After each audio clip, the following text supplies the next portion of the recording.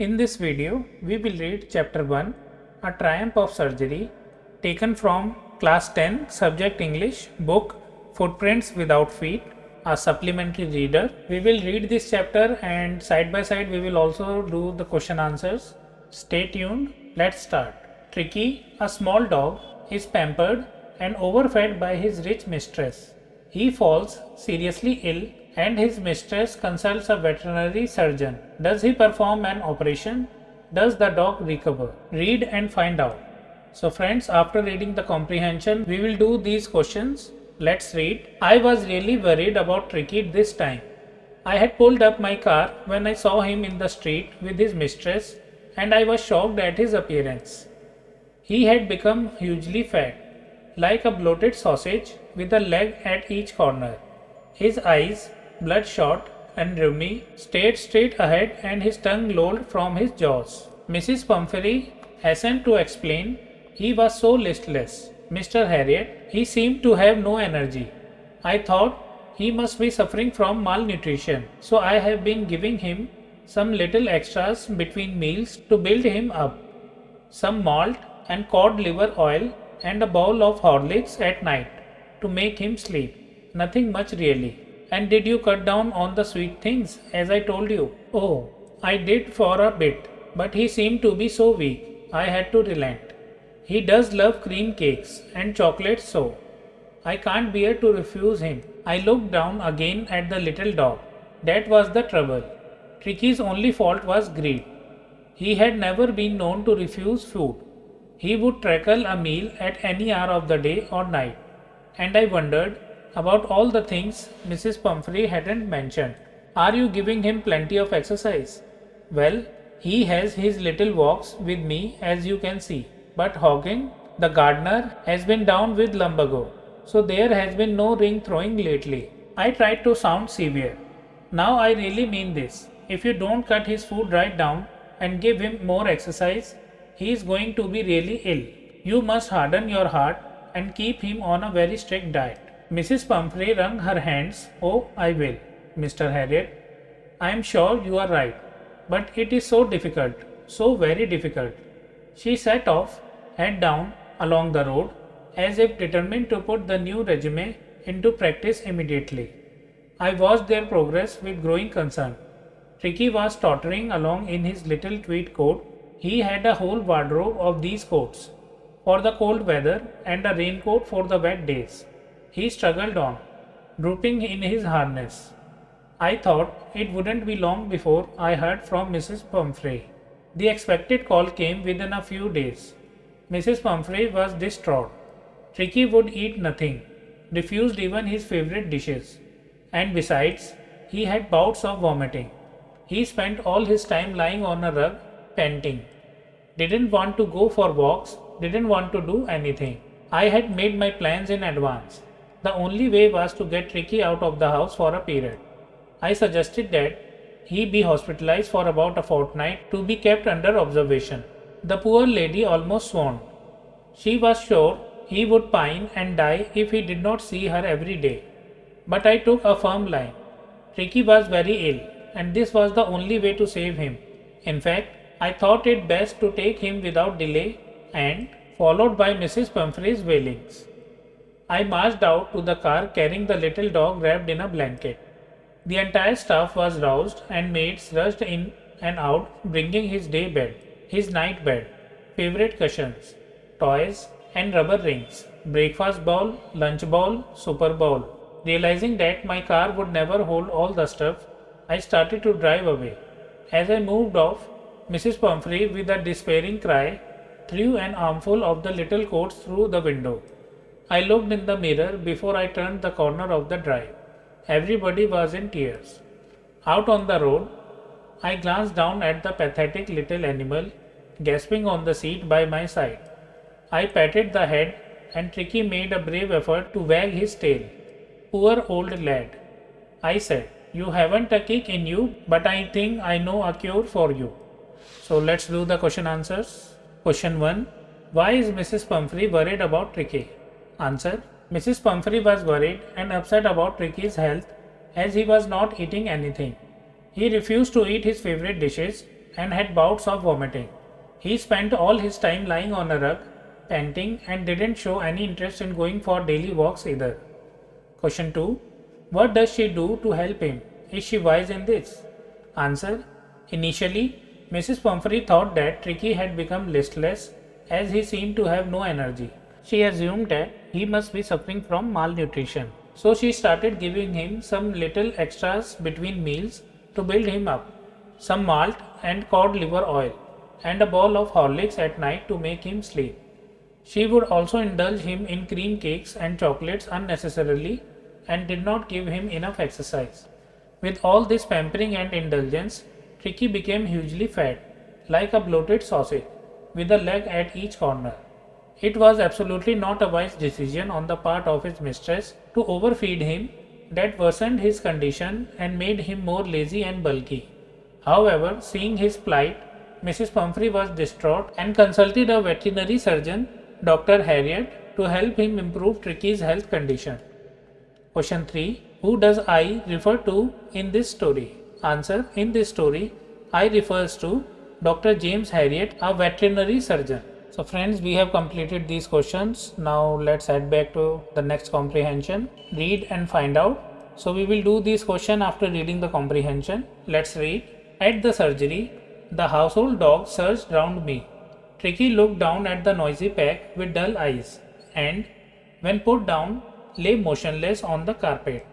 The other dogs, after sniffing round him for a few seconds, decided he was an uninteresting object and ignored him.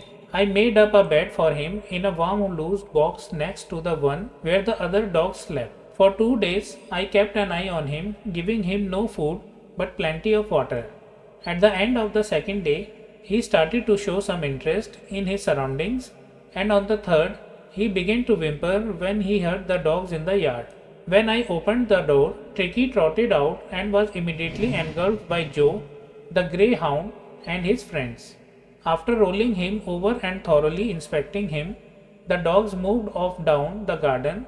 Tricky followed them, rolling slightly with his surplus fat. Later that day, I was present at feeding time. I watched while Tristan slopped the food into the bowls. There was the usual headlong rush followed by the sounds of high-speed eating. Every dog knew that if he fell behind the others, he was liable to have some competition for the last part of his meal. When they had finished, Tricky took a walk around the shining bowls, licking casually inside one or two of them. Next day, an extra bowl was put out for him, and I was pleased to see him jostling his way towards it. From then on, his progress was rapid. He had no medicinal treatment of any kind, but all day he ran about with the dogs, joining in their friendly scrimmages. He discovered the joys of being bowled over, tramped on, and squashed every few minutes. He became an accepted member of the gang, an unlikely, silky little object among the shaggy crew, fighting like a tiger for his share at the meal times, and hunting rats in the old hen house at night. He had never had such a time in his life. All the while, Mrs. Pumphrey hovered anxiously in the background, ringing a dozen times a day for the latest bulletins. I dodged the questions about whether his cushions were being turned regularly or his correct coat worn according to the weather, but I was able to tell her that the little fellow was out of danger and convalescing rapidly. The word convalescing seemed to do something to Mrs. Pumphrey. She started to bring round fresh eggs, 2 dozen at a time, to build up Tricky's strength. For a happy period, my partners and I had 2 eggs each for breakfast, but when the bottles of wine began to arrive, the real possibilities of the situation began to dawn on the household. It was to enrich Tricky's blood. Lunch became a ceremonial occasion with 2 glasses of wine before and several during the meal. We could hardly believe it when the brandy came to put a final edge on Tricky's constitution. For a few nights, the fine spirit was rolled around, inhaled, and reverently drunk. They were days of deep content. Starting well with the extra egg in the morning, improved and sustained by the midday wine, and finishing luxuriously round the fire with the brandy. It was a temptation to keep Tricky on as a permanent guest. But I knew Mrs. Pumphrey was suffering, and after a fortnight, felt compelled to phone and tell her that the little dog had recovered and was awaiting collection. Within minutes, about 30 feet of gleaming black metal drew up outside the surgery. The chauffeur opened the door, and I could just make out the figure of Mrs. Pumphrey almost lost in the interior. Her hands were tightly clasped in front of her. Her lips trembled. "Oh, Mr. Harriet, do tell me the truth. Is he really better?" "Yes, he is fine. There's no need for you to get out of the car. I'll go and fetch him." I walked through the house into the garden. A mass of dogs was hurtling round and round the lawn, and in their midst, ears flapping, tail waving, was the little golden figure of Tricky. In 2 weeks, he had been transformed into a lithe, hard-muscled animal. He was keeping up well with the pack, stretching out in great bounds, his chest almost brushing the ground. I carried him back along the passage to the front of the house. The chauffeur was still holding the car door open, and when Tricky saw his mistress, he took off from my arms in a tremendous leap and sailed into Mrs. Pumphrey's lap. She gave a startled "oh," and then had to defend herself as he swarmed over her, licking her face and barking. During the excitement, I helped the chauffeur to bring out the beds, toys, cushions, coats, and bowls, none of which had been used. As the car moved away, Mrs. Pumphrey leaned out of the window. Tears shone in her eyes. Her lips trembled. "Oh, Mr. Harriet," she cried, "how can I ever thank you? This is a triumph of surgery. James Harriet." So let's do the question answers of this comprehension. Question 1. Is the narrator as rich as Tricky's mistress? Answer. There are some instances in the story that suggest Dr. Harriet was not as rich as Tricky's mistress, Mrs. Pumphrey. This is evident from the fact that the narrator could not provide a luxurious life such as a cozy bed stuffed with favorite cushions, toys and rubber rings along with bowls of different meals of the day. Rather, he made up a bed for Tricky in a warm loose box next to the one where the other dogs slept. The doctor also could not afford an entire staff of maids and caretakers just like Mrs. Pumphrey to take care of the soul, well-being and maintenance of her pet Tricky. Question 2. How does he treat the dog? Answer. Dr. Harriet did not indulge Tricky with unnecessary food items. He rather treated him like an overweight and lazy dog who needed sufficient exercise with a controlled diet. He cut down his food intake and kept him under strict observation for the first few days. In due course of time, he increased Tricky's food intake with a balanced diet and set him free for physical activities to improve his health. Gradually, the dog's health started showing improvement, and he did not require any kind of medicinal treatment and recovered from his illness soon. Question 3. Why is he tempted to keep Tricky on as a permanent guest? Answer. Mrs. Pumphrey started to bring round fresh eggs, 2 dozen at a time, to bring up Tricky's strength. Later, even bottles of wine and brandy began to arrive. The narrator, along with his partners, enjoyed having 2 eggs each for breakfast, wine and brandy that was meant for Tricky. They were days of deep content, starting well with the extra egg in the morning, improved and sustained by the midday wine, and finishing luxuriously around the fire with the brandy. It was indeed a strong temptation for Harriet to keep Tricky on as a permanent guest to enjoy the luxurious inflow of all these food items. Question 4. Why does Mrs. Pumphrey think the dog's recovery is a triumph of surgery? Answer. Mrs. Pumphrey thought that Tricky was seriously ill when she consulted Dr. Harriet, but her pet recovered from his condition completely within a span of 2 weeks. She was glad to see that he had been transformed into a flexible and hard-muscled animal. When Dr. Harriet brought Tricky to Mrs. Pumphrey, he took a tremendous leap and sailed into his mistress' lap. His arrival without any medicinal treatment was noteworthy, and she declared that the dog's recovery was indeed a triumph of surgery, to express her gratitude and happiness to the doctor. Friends, we have completed these questions. Now let's do the rest of the questions. But first, glossary. Sausage, finely minced meat stuffed into long cylindrical cases and divided into small lengths by twisting or tying. Rheumy, a watery discharge from a mucous membrane, especially of the nose or eyes. Third, listless, lacking energy and enthusiasm. Lumbago, muscular pain in the lower part of the back, lumbar region. Regime, prescribed course of exercise and diet. Distraught, extremely worried.